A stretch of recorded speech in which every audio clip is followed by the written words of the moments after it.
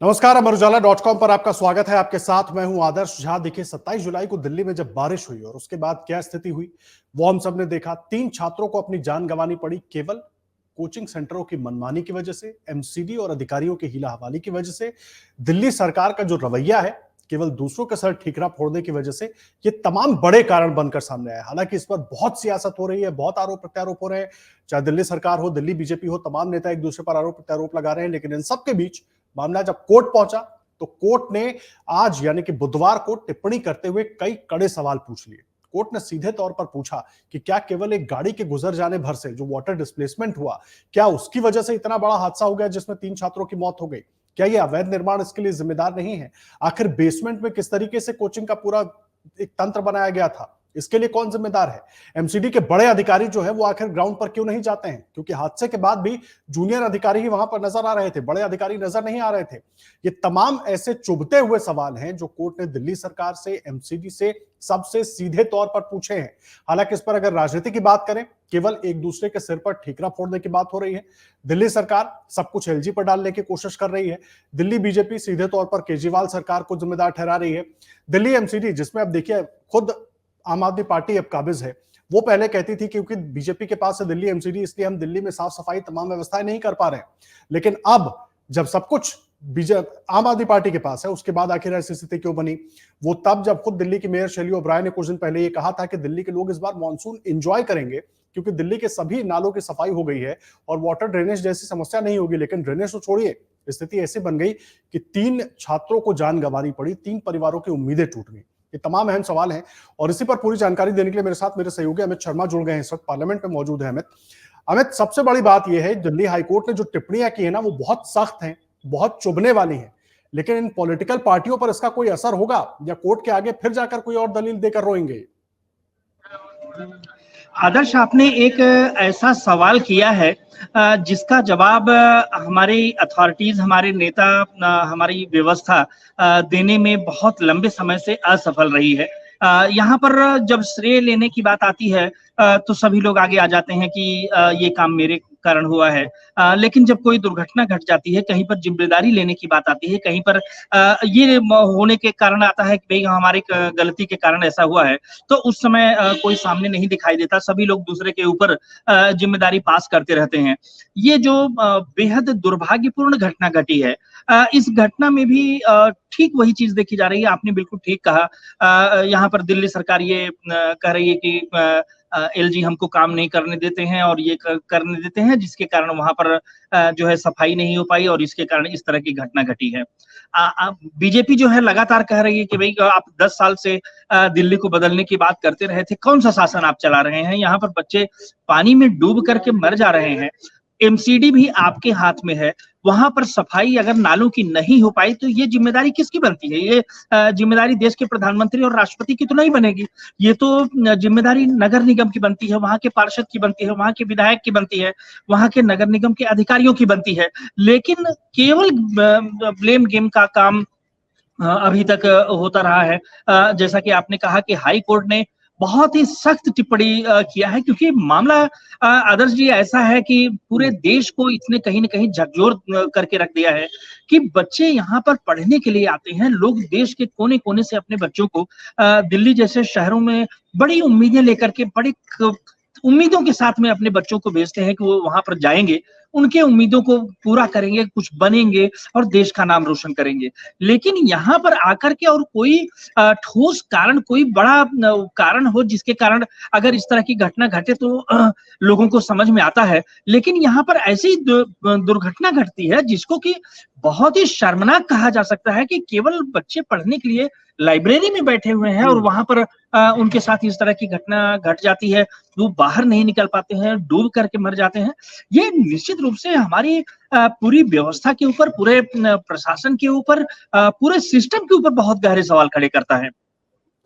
जो देखिए, छात्र इस दिल्ली मामले हाईकोर्ट में ने जो लगातार टिप्पणी की है, मैं बीच में जोड़ देता हूं, आप तमाम जवाब दे रहे हैं। दिल्ली हाईकोर्ट ने जो टिप्पणी की है, एक तो सबसे प्रमुख उसमें यह है कि केवल गेंद एक दूसरे के पाले में डाली जा रही है। कार्रवाई के नाम पर कुछ नहीं हुआ। कोर्ट ने यह भी कहा कि आपने एक राहगीर को पकड़ लिया, वो जो एक वीडियो वायरल हुआ जिसमें एक गाड़ी गुजरते हुए रहा हुआ है इसके आगे से दिख रही है, कहा गया कि उससे इतना वाटर डिस्प्लेसमेंट हुआ कि पानी बेसमेंट में चला गया और वो सड़कों पर जो पानी भरा था वो नजर नहीं आया। गिरफ्तारी उस राहगीर की हो गई जिसकी गाड़ी थी। एक दूसरा, कोर्ट का कहना है ये जो फ्री का कल्चर शुरू किया गया ना, उसकी वजह से बोझ उन जगहों पर पड़ रहा है जहां पर पड़ना नहीं चाहिए था, और जो शहर के विकास के लिए, शहर को मजबूत करने के लिए चीजें होनी चाहिए थी, यानी कि शहरी इंफ्रास्ट्रक्चर को लेकर, उस पर काम नहीं हो रहा है। ये दो बड़ी टिप्पणियां जो सीधे तौर पर दिल्ली पुलिस हो, एमसीडी हो, दिल्ली सरकार हो, इनको सीधा हिट करती है। बिल्कुल सही आदर्श जी, आपने बिल्कुल सही कहा है कि हाई कोर्ट ने इतना क्लियर कट एकदम बात कह दी है जिसके बाद में किसी तरह की कोई गलतफहमी किसी के मन में रहनी ही नहीं चाहिए। अगर जिम्मेदारी लेने की बात है तो वहां पर नगर निगम को अपनी जिम्मेदारी लेनी पड़ेगी। अगर वहां पर नालों की सफाई नहीं हुई, अगर वहां पर बेसमेंट में अवैध तरीके से लाइब्रेरी चलाई जा रही थी, वहां पर बच्चों के निकलने के लिए पर्याप्त इंतजाम नहीं थे, तो इन सारी चीजों की जिम्मेदारी तो बहुत क्लियर कट बनती है, वो कोचिंग संचालकों की बनती है। नगर निगम की जानकारी में होते हुए इस तरह के कोचिंग क्यों चल रहे थे? आखिर आज उसी नगर निगम ने दिल्ली में 25 से 30 जो है कोचिंग संस्थानों को बंद कर दिया है, जहां पर कि वहां पर बेसमेंट में इस तरह की लाइब्रेरी और माने शैक्षणिक गतिविधियां चलाई जा रही थी। तो क्या आज के पहले किसी नगर निगम के किसी अधिकारी को यह पता नहीं था? पूरे दिल्ली का एक एक व्यक्ति इस बात को जानता है कि हर एक संस्थान से, हर एक जगह आप दिल्ली के किसी भी सड़क पर चले जाइए, अवैध जगहों पर रेहड़ी पटरी वाले, कहीं पर गाड़ी वाले तिरछे कहीं पर भी खड़े हैं, वहां के रूट की समस्या को पैदा कर रहे हैं, लोगों को स्वास्थ्य की गंभीर समस्याएं हो रही हैं।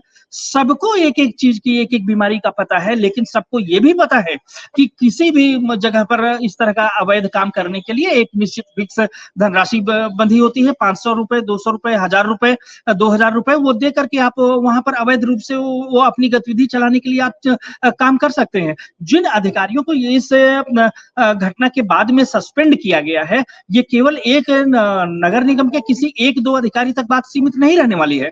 अगर इसको जांच का दायरा बढ़ाया जाए तो पूरे दिल्ली में नगर निगम के सारे अधिकारी आपको मैंने आपको कहूंगा पूरी दिल्ली में इस तरह के केसेज आपको मिलेंगे।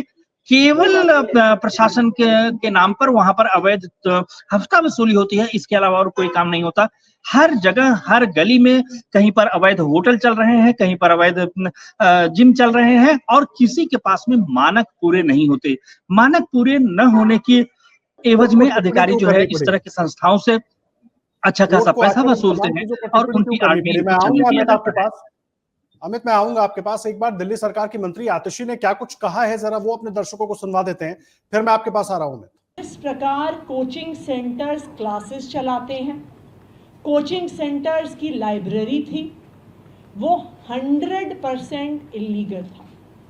जो बिल्डिंग डिपार्टमेंट द्वारा इस कोचिंग सेंटर को परमिशन दी गई थी, उसमें बेसमेंट का प्रयोग सिर्फ और सिर्फ पार्किंग और स्टोरेज के लिए किया जा सकता था। जो बाकी इंक्वायरी रिपोर्ट है वो अभी 7 दिन में आएगी, लेकिन प्रिलिमिनरी इंक्वायरी रिपोर्ट के आधार पर ही एमसीडी ने तुरंत कार्रवाई शुरू कर दी। सबसे पहले जो जेई जिम्मेदार थे वहाँ पे ड्रेन की मेंटेनेंस के लिए, जिनकी जिम्मेदारी थी ये देखना कि ड्रेन पर इंक्रोचमेंट ना हो, जिसकी जिम्मेदारी थी ये देखना कि किसी भी प्रकार की इलीगल एक्टिविटी वहाँ पर फील्ड पर नहीं चल रही है, उस जेई पर सख्त से सख्त कार्रवाई हुई और उसको एमसीडी से टर्मिनेट कर दिया गया है। उसको परमानेंटली नौकरी से निकाल दिया गया। इलीगल बिल्डिंग यूज की वजह से राजेंद्र नगर में इतनी बड़ी त्रासदी हो गई। इसके लिए हमें उम्मीद थी कि इतना बड़ा इंसिडेंट होने के बाद और ये इतनी बड़ी कोचिंग इंडस्ट्री देश भर में होने के बाद केंद्र सरकार कोचिंग इंस्टीट्यूट्स को रेगुलेट करने के लिए कोई कानून लेकर आएगी। लेकिन हमें इस बात का दुख है कि केंद्र सरकार ऐसी देशव्यापी इंडस्ट्री को रेगुलेट करने के लिए, एक ऐसी इंडस्ट्री जहां पर पेपर लीक, जहां पर इलीगैलिटी, जहां पर स्टूडेंट सुइसाइड हर प्रकार की समस्याएं सामने आई हैं इस इंडस्ट्री को रेगुलेट करने के लिए, और इतनी इलीगैलिटी सामने आने के बाद भी केंद्र सरकार ने किसी भी प्रकार की रेगुलेशन को इंट्रोड्यूस नहीं किया। तो दिल्ली सरकार के मंत्री आतिशी को सुन रहे थे आप। अमित शर्मा हमारे सहयोगी लगातार हमारे साथ मौजूद है, हालांकि अभी तो इस वक्त पार्लियामेंट में है और वहीं से, क्योंकि देखिए लगातार तमाम सांसद भी वहां पर हैं सब, और बीच में जब ये सत्र शुरू हुआ था उसमें भी दिल्ली में हुए इस हादसे का जिक्र हुआ था, इसको लेकर तमाम बातें रखी गई थी। अमित, बड़ा सवाल यह है, आतिशी को अभी भी आपने सुना, संजय सिंह को भी मैं सुन रहा था इसके पहले, संजय सिंह का भी कहना था कि भाई हम तो पूरी कोशिश कर रहे हैं, वो ये बताने की कोशिश कर रहे हैं कि आम आदमी सब काम करती है, एलजी नहीं करने देते। आतिशी को आपने सुन लिया कि हम तो सब कुछ सोच रहे हैं लेकिन केंद्र सरकार कुछ नहीं कर रही। तो आखिर दिल्ली की जनता से गलती हो गई क्या आम आदमी पार्टी की सरकार को चुन के? हर चीज के लिए केंद्र सरकार, हर चीज के लिए एलजी, तो आप कर क्या रहे हैं फिर? बिल्कुल आदर्श जी, आपने बिल्कुल सही सवाल खड़ा किया है। जब आम आदमी पार्टी राजनीति में आई थी, जब अरविंद केजरीवाल जी सड़कों पर आंदोलन कर रहे थे, तो एक बात हमेशा कहते थे कि इस देश की राजनीति को हम बदलना चाहते हैं, एक नई व्यवस्था लागू करना चाहते हैं जहां पर लोगों की जिम्मेदारी तय हो।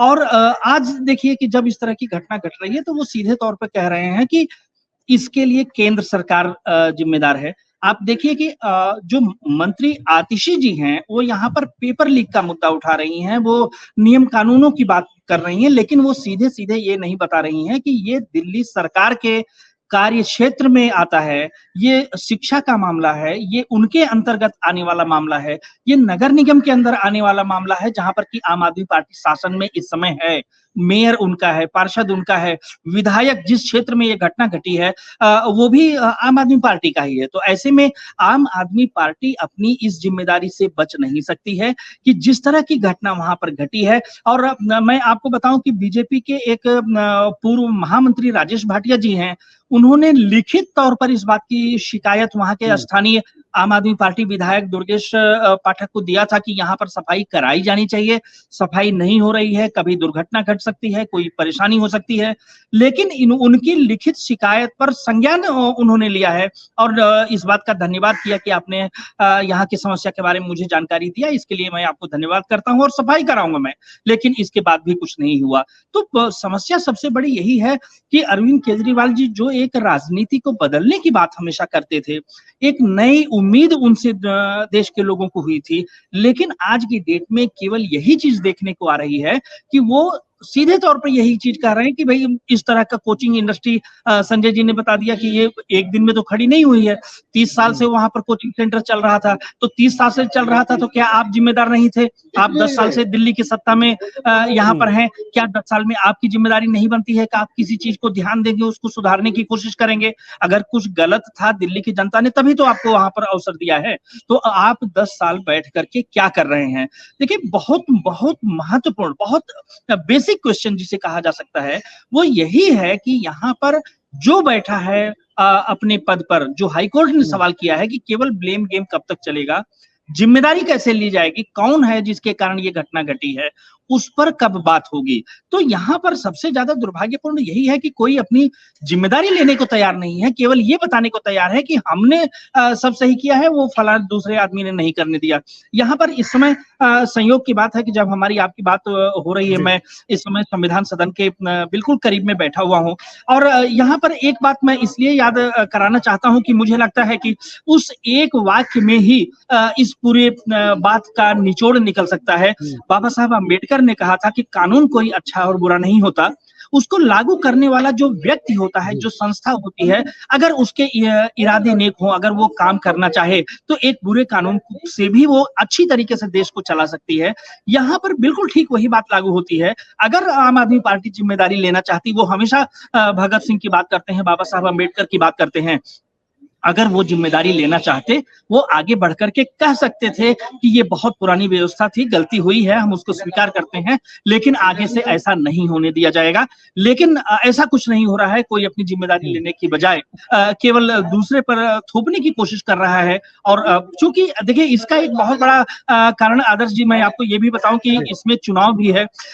इसी अक्टूबर महीने में हरियाणा में चुनाव भी होने हैं और आम आदमी पार्टी हरियाणा में इस बार बहुत कोशिश कर रही है कि कि उसको भी कुछ सीटें मिल सकें, जिससे कि वहां पर वो अपने आप को मजबूत एक सरकार बनाने की स्थिति में या सरकार बनाने में किसी न किसी तरह से उसकी भूमिका महत्वपूर्ण जी हो जाए, तो इससे वो अपने आप को राजनीतिक रूप से रिलेवेंट और ज्यादा ताकतवर बनाने के लिए वो इस तरह की कोशिश कर रहे हैं। ऐसे दौर में इस समय पर अगर वो अपनी गलती स्वीकार करते हैं तो उनको ऐसा लग रहा है कि इसका एक गलत संदेश जाएगा, और चूंकि हरियाणा और दिल्ली बिल्कुल एक दूसरे से सटा हुआ है, क्या आप ये जी कहें कि दोनों एक दूसरे से बहुत गहराई से जुड़े हुए हैं, तो उसका असर दिल्ली पर निश्चित रूप से पड़ेगा। और दिल्ली में फरवरी में चुनाव होने हैं, ठीक 6 महीने पहले 8 महीने पहले अगर इस तरह की बात वो स्वीकार करते हैं तो कहीं न कहीं उनके ऊपर एक नकारात्मक असर पड़ सकता है। इस चीज को भांपते हुए असर तो आप देखिए, हमें तो देखिए सवाल ये बोलेंगे है कि जो भी पड़े, वो लेकिन केवल जी, हीलावाली करने से, केवल ये कहने से कि जिम्मेदारी किसी और की है, मैं किसी एक की बात नहीं कर रहा, वो चाहे एमसीडी हो, चाहे दिल्ली पुलिस हो, चाहे खुद दिल्ली की सरकार हो, जो तमाम दावे कर रही है कि भाई बीजेपी ने नहीं करने दिया, एलजी ने नहीं करने दिया, इसने नहीं करने दिया, उसने नहीं करने दिया, हर चीज के लिए आप धरने पर बैठ जाते हैं। संजय सिंह बात करते हुए बताते हैं कि हम 9 दिन तक एलजी के यहाँ पर धरने पर बैठे थे, वो चाहे मोहल्ला क्लिनिक की बात हो, चाहे राशन वितरण की बात हो। लेकिन सवाल यह है कि ये जो घटना हुई है और जिस वजह से हुई है, वो तो एमसीडी आपके पास थी ना, उसके लिए तो आप कदम उठा सकते थे। वहां पर एलजी कहां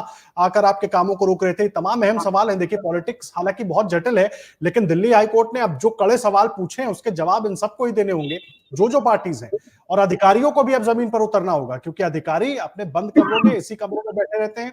जूनियर अधिकारियों पर कार्रवाई हो जाती है, जेई को सस्पेंड कर दिया जाता है इतने बड़े हादसे के लिए। क्या केवल उससे भर से इस तरह के मामलों में हल निकल आएगा?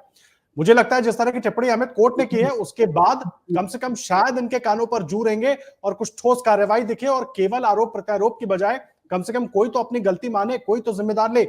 उम्मीद यही रहेगी, नजर आप बनाए रखिएगा, आगे भी लगातार इस पर हम लोग जुड़ते रहेंगे, बात करते रहेंगे, क्योंकि इतनी आसानी से इस भरी राजनीति के बीच, आरोप प्रत्यारोप की राजनीति के बीच ये मामला खत्म होने वाला नहीं है।